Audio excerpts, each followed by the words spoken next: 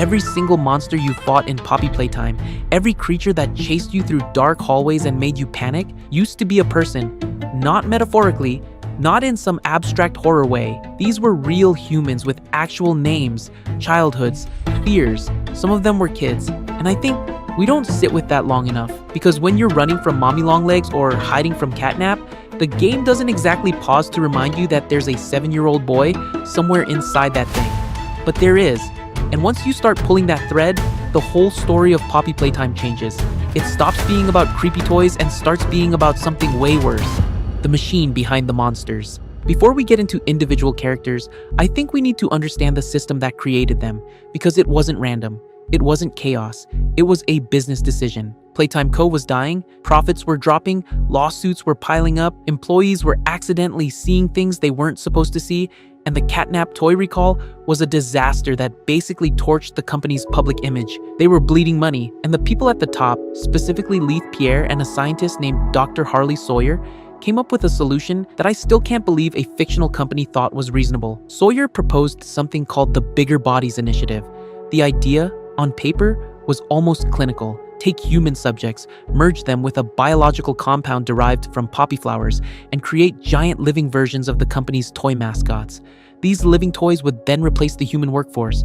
No wages, no lawsuits, no whistleblowers, just obedient, oversized toys running the factory forever. And the test subjects, mostly orphans, kids living in play care, the company's own on-site orphanage buried underneath the factory, children who had no parents to come looking for them, children who had been tested in something called the Game Station, where they played mini-games while scientists secretly evaluated their brain speed, reaction time, and physical endurance from observation rooms behind the walls. If a kid scored well enough, they got selected, and selection meant surgery, poppy gel, electrical shocks, organs rearranged and fused into a toy body.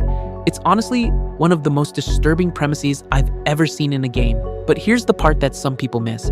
The scientists working on this project, at least some of them, genuinely believed they were on the edge of something revolutionary, not just cheap labor. They thought perfecting the process could bring an end to death itself, revival, immortality. That was the dream underneath all the corporate greed. And that duality, the company wanting money and the scientists chasing God-level ambition, is what makes the whole thing feel so real and so horrifying at the same time. The prototype. I want to start with the one that ties everything together, because if you don't understand the prototype, nothing else in this story makes sense. The prototype, Experiment 1006, used to be a boy named Oliver, just Oliver, an orphan living in play care. And at some point, Elliot Ludwig, the founder of Playtime Company, adopted him, which sounds heartwarming until you realize why he did it. Elliot didn't adopt Oliver because he wanted a son. He adopted him because he needed a test subject. See, Elliot had lost someone. His daughter, Poppy Ludwig, had died, and the man became completely consumed by the idea of bringing her back. He'd been experimenting with poppy-based compounds for years, starting with animals, dead rats submerged in gel, trying to trigger some kind of revival. Experiment 814 was a rat. It didn't work, so Elliot decided he needed a bigger, more complex organism. He needed a human. Oliver became that human, the very first human experiment, Experiment 1006. The goal wasn't to make a toy, it was to prove that a human consciousness could survive being transferred into an artificial body. Oliver was the proof of concept, the prototype, literally. And once it worked, once Elliot knew revival was possible, he used that knowledge to bring his daughter back as the living Poppy doll. Oliver was never the point, he was the stepping stone. And Chapter 5 confirms that Oliver figured this out. He realized his entire existence as an experiment was just a rehearsal for saving Poppy, that his father used him. I think that's the moment everything breaks, because what comes after, the rage, the manipulation, the hour of joy, all of it traces back to a kid who found out he was never loved for who he was. He was loved for what he could prove. And honestly, I can't fully blame him for what he became. I mean, I can blame him for the mass murder, obviously, but the anger underneath it, that feels earned. And then, there's the Ollie thing. In chapters 3 and 4, we're guided by a friendly voice on a toy phone. A kid named Ollie, helpful, warm, trustworthy. And chapter 4's ending reveals that Ollie was the prototype the entire time. He was using fragments of his own original identity to manipulate us. But chapter 5 complicates that further, because if Oliver Ludwig became the prototype, then Ollie wasn't a lie. It was a ghost. a fragment of who he used to be, buried under all that metal and rage, surfacing just enough to be convincing. I don't know if that makes it better or worse. Poppy.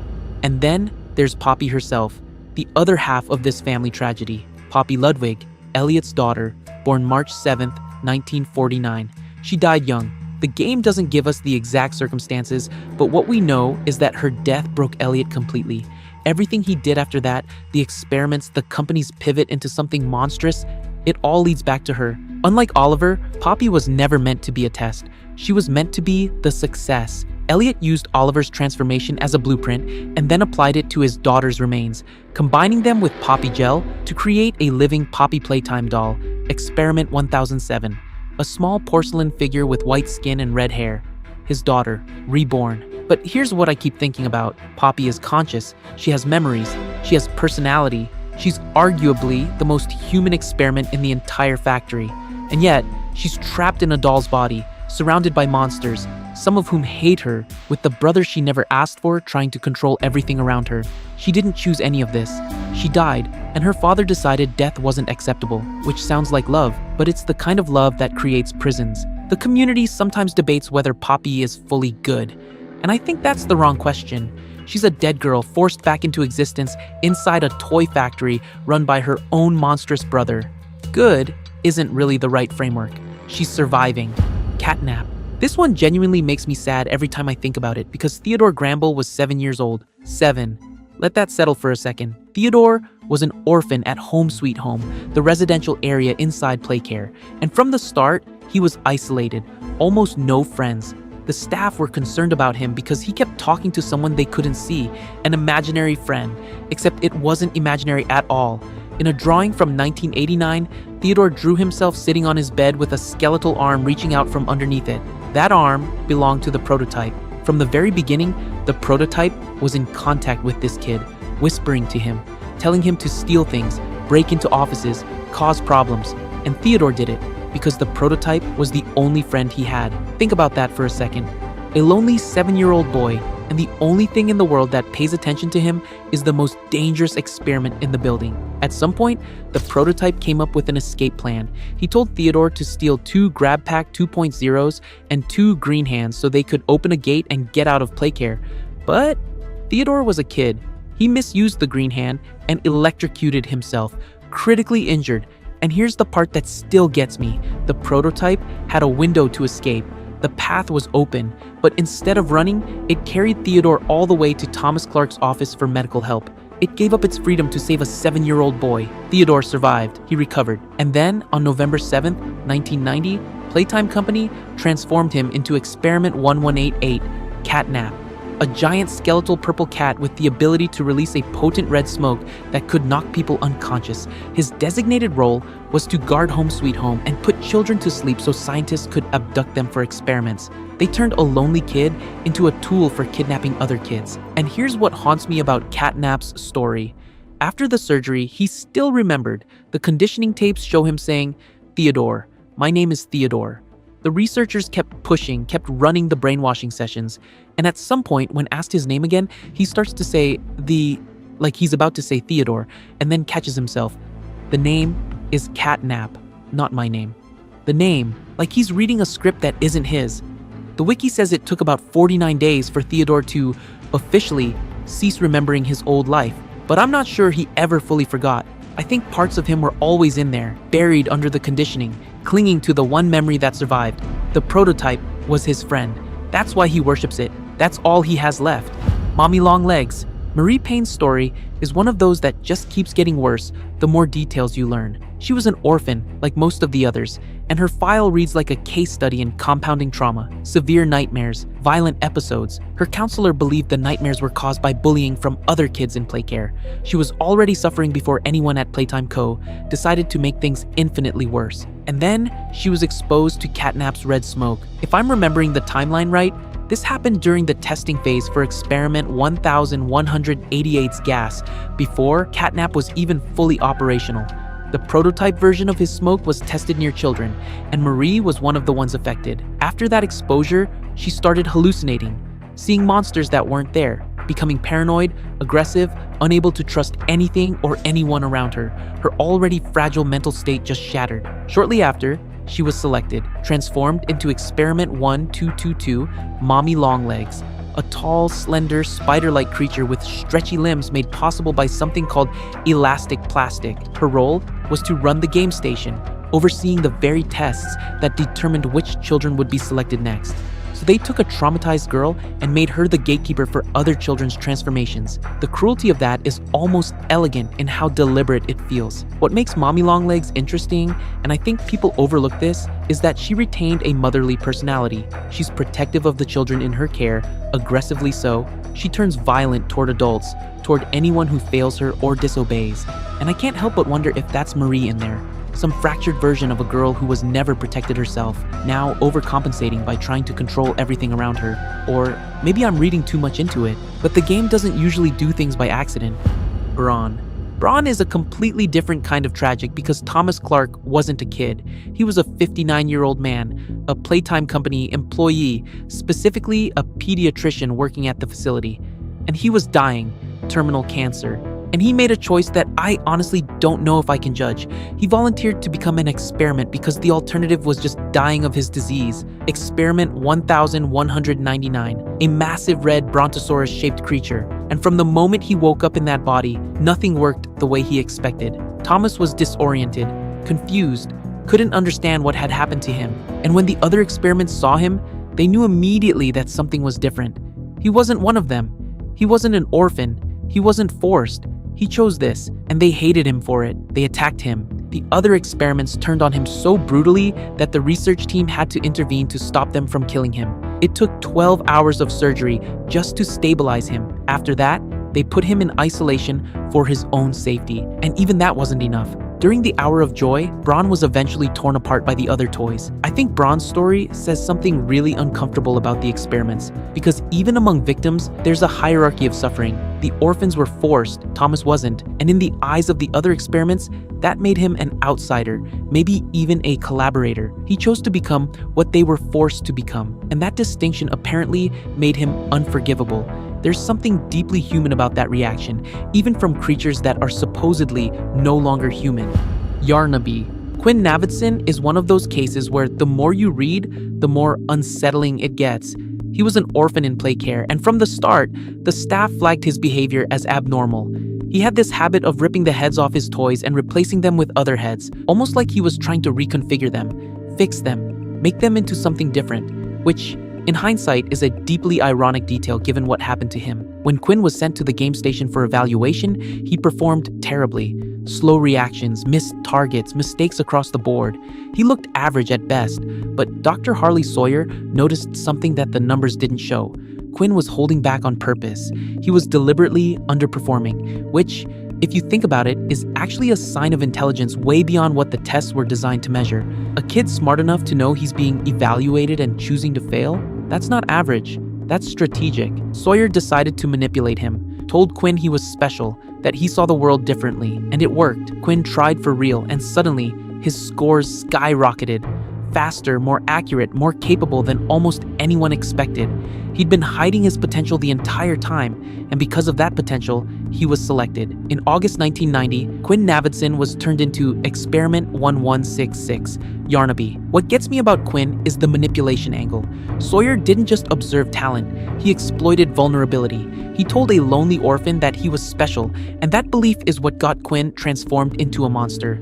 The very thing that made Quinn feel valued for the first time in his life was also the thing that destroyed him. I don't know if Quinn remembers any of that, but if he does, if some part of Yarnaby knows that he was tricked into performing well enough to qualify for his own destruction, that's one of the most psychologically devastating details in the entire franchise.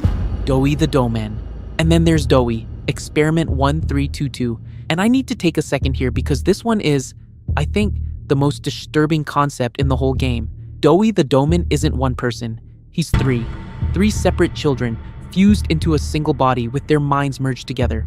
Just let that sink in for a moment. The first was Kevin Barnes, an orphan with top test scores, sharp thinking, fast learning. Brilliant kid, but he had serious anger issues, aggressive, unstable, volatile, And instead of getting him help, the scientists looked at his instability and saw a perfect test subject. They believed his emotional volatility made him ideal for experimentation. Kevin became 1/3 of Doey. The second was Matthew Howard, who I actually think might be the most heartbreaking of the three. Matthew was kind, responsible, mature beyond his years. He'd break up fights, protect younger kids, act like a leader inside Playcare. But underneath that, he was drowning in insecurity. He always felt like he wasn't enough, like nothing he did was ever good enough. And despite all of that, or maybe because of it, he was selected too. Matthew became the primary personality inside Doey, the calm voice, the one trying to hold everything together. But after Safe Haven was destroyed, Matthew completely breaks. He blames himself. His deepest fear, that he would fail everyone, comes true in the worst way possible. And the third is Jack Ayers. And if you thought the other stories were bad, this one goes to a completely different level. Jack wasn't even an orphan. He was a normal kid. He got a Doey the Doughman toy for Christmas in 1992. Along with the toy, he received a factory tour invitation. In January 1993, Jack visited Playtime Company with his family. During the tour, he accidentally fell into a massive vat of dough and died. And instead of reporting the accident, instead of calling an ambulance, instead of doing literally anything a functioning moral institution would do, the company took his body and fused it together with Kevin and Matthew. That detail about Jack is, I think, where the game stops being horror and starts being genuinely upsetting. Because Kevin and Matthew were already in the system. They were orphans. The company had built a machine designed to exploit them. But Jack was just a kid on a field trip. His parents were probably in the gift shop, and the company decided his accidental death was an opportunity rather than a tragedy. I don't know if there's a better example of what Playtime Company actually was at its core. Lily Lovebraids. And now we get to Chapter 5's big revelation, and I think it might be the most poetically cruel thing the franchise has ever done. Lily Lovebraids, Experiment 1468, and the human behind her isn't an orphan at all. It's Gracie Green. If you've dug into the lore, you know who Gracie was. She was the lead counselor in Playtime Company's wellness and integration sector. Her job, and I use that word loosely, was to brainwash the experiments into forgetting they were ever human.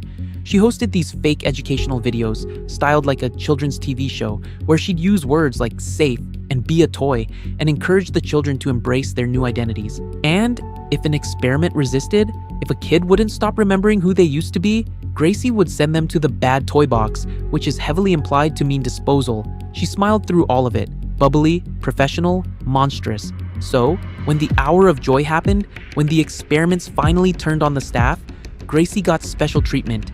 Kickin' Chicken, Hoppy Hopscotch, and Baba Chops found her hiding, dragged her out, and delivered her to the prototype. And the prototype's decision is genuinely chilling. He didn't kill her. Death was too easy. Instead, he had her transformed into Experiment 1468, the Lily Lovebraids doll, and then he subjected her to her own conditioning program. He made her watch her own videos, made her go through the exact process she'd inflicted on every child she'd brainwashed. It took 122 days. Gracie resisted longer than any child ever had, which I suppose is the one advantage of having a fully developed adult brain. But eventually, under that relentless pressure, her mind fractured. She split into two personas. One became Lily Lovebraids, childlike and desperate for approval, and the other became an imaginary friend she projected onto a decapitated candy cat head. She forgot who Gracie Green was. She forgot everything she'd done. But here's the part that genuinely gave me chills. In Chapter 5, Lily discovers a skeleton, and she recognizes it as Ms. Gracie. She takes the corpse to her dollhouse and starts caring for it, dressing it up, brushing where its hair used to be, telling it to go back to sleep and that no one is going to hurt you anymore. She doesn't consciously know that skeleton is her, but something inside her does. Some deep, buried fragment of Gracie Green is taking care of her own remains without understanding why. I think Lily might be the single best piece of writing in the entire franchise, because the horror isn't just what happened to her, it's the justice of it. She did this to children, and now she's experiencing exactly what they experienced, and she doesn't even remember why she deserves it. That's not just scary, that's Shakespearean. The psychological trap. So here's the question that I think the game is really asking underneath all the chase sequences and jump scares. Are these experiments still human? Like, mentally? Psychologically? Is there a person trapped inside each one of them? And the answer, based on everything we've seen, seems to be kind of. And that kind of is what makes it so horrible. CatNap resisted his conditioning for weeks, trying to hold on to the name Theodore before something in him finally broke. Mommy Longlegs retained a motherly personality that echoes the protective instincts of a traumatized girl. Doey the Doughman has three conflicting minds inside one body, with Matthew's guilt and Kevin's rage fighting for control. Lily Lovebraids unconsciously cares for her own human remains, and the prototype, Oliver, still uses fragments of his childhood identity to communicate. They're not fully human anymore, but they're not fully gone either. They exist in this horrible in-between state where pieces of who they were keep surfacing, but never quite enough to save them. It's like each one of them is haunted by their own ghost, and the conditioning, the brainwashing that Gracie ran, was specifically designed to push them further from their humanity, to make them forget. But forgetting isn't the same as losing. The memories are still there, somewhere, scratching at the inside of a body that no longer belongs to them. I honestly think this is the darkest element of the entire franchise.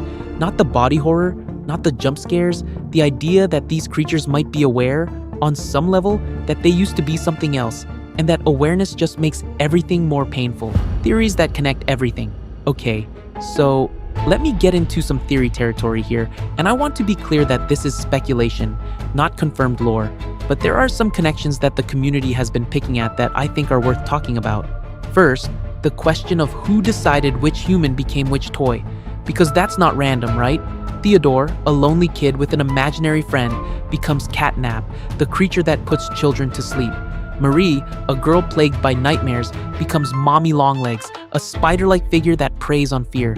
Quinn, a kid who hid his true abilities, becomes Yarnaby, a creature built around deception and transformation. There's a pattern here, and if it's intentional, it means someone at Playtime Co was matching children to toys based on their psychological profiles. Their traumas became their designations, which means the cruelty wasn't just physical, it was designed. Second, the prototype's role. The popular reading is that the prototype is a villain. He controls the other experiments, he orchestrated the hour of joy, he kills and absorbs other toys to make himself stronger. But some people in the community have floated a different reading. What if the prototype isn't just controlling the experiments, but in some twisted way, trying to free them? He destroyed Playtime Company's operations. He prevents the continuation of the Bigger Bodies initiative. He absorbs fallen experiments, which, yeah, is horrifying, but could also be read as preventing the company from reclaiming their bodies. I'm not saying I fully buy this theory, but I think it's more interesting than just he's evil. Oliver Ludwig was a kid who was used and discarded. His rage is real, but rage and liberation aren't mutually exclusive. Third, and this is the one that keeps me up at night, the conditioning might be reversible. We've seen experiments resist it. CatNap held on for weeks. Gracie lasted 122 days. Lily unconsciously recognizes her own body. If the brainwashing can be resisted, can it be undone? Could someone theoretically restore these experiments to their human consciousness? And if you could, would that be a mercy or a curse? Waking up inside a monster's body, remembering everything? I don't know which answer is worse. What's left to answer? So where does this leave us going into what seems like the final chapter? Because there are some massive questions still hanging. The orphans from Safe Haven. The prototype told Poppy they're in a better place now. Did he kill them? Turn them into new experiments? Some people think they were relocated to continue the experiments elsewhere, especially given the detail about a character named Eddie Ritterman having friends in Tokyo. If the experiments are continuing in other parts of the world, then the destruction of the main factory didn't stop anything. It just moved the problem. Can the transformation be reversed? The game has shown us that the experiments retain fragments of their humanity. If someone found the right combination of science and willingness, could they bring back Theodore, Marie, Quinn? The fact that both Poppy and the prototype are described as truly immortal experiments suggests their process is fundamentally different from the others. Maybe there's a clue in that difference. And the biggest question of all, at least for me, could the player become an experiment? We already know the prototype threw us into a vat of poppy gel at the end of Chapter 5. We survived, apparently revived by Giblet. But what did that gel do to us? Are we still fully human? Because if the game is building toward a final chapter where the protagonist has to confront the possibility of becoming the very thing they've been fighting, that would be the darkest ending this franchise could deliver. And honestly, given everything we've learned about how these monsters were made, I wouldn't put it past the writers. Look, I've been following this franchise since Chapter 1, and the thing that keeps pulling me back isn't the gameplay or the jump scares. It's this, the human stories underneath the horror. Because every monster in Poppy Playtime is really just a person who lost everything, trapped in a body they didn't choose, inside a factory that treated them like raw material. And the company that did it to them, it wasn't run by supervillains. It was run by executives who wanted to save money and scientists who wanted to cheat death. That's it. What do you think? Is the transformation reversible? Is the prototype a villain or something more complicated than that? And do you think the player is still fully human after Chapter 5? I genuinely want to know, because I've been turning this over for weeks, and I still don't have a clean answer for any of it.